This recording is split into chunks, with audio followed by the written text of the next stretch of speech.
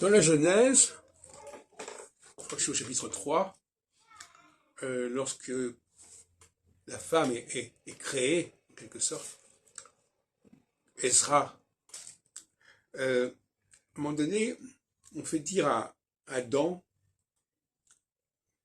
on fait parler de la dialectique Ish-Isha. Ish-Isha, qui est une règle de l'hébreu d'une certaine manière, à savoir qu'on ajoute un A à Ish. Bon.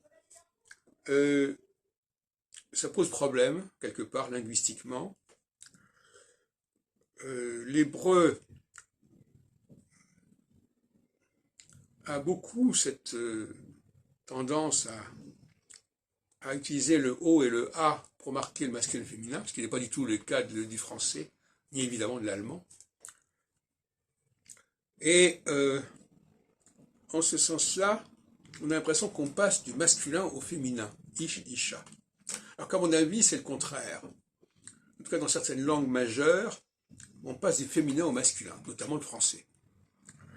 On passe de mystérieuse à mystérieux, par exemple, et pas de mystérieux à mystérieuse. Le passage se fait par décantation, d'une certaine manière. Et donc, le uno, una, tu retrouves en italien, en espagnol, mais en hébreu aussi, gadol, gedola, etc. La différence, c'est que,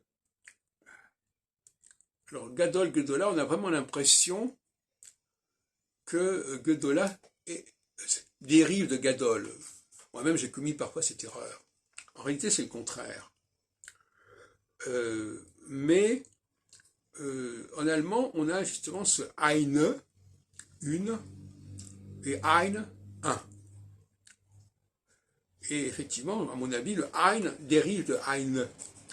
Mais il ne faut pas qu'il soit prononcé ein et eine, il faut prononcer ein et un, comme en français, une et un.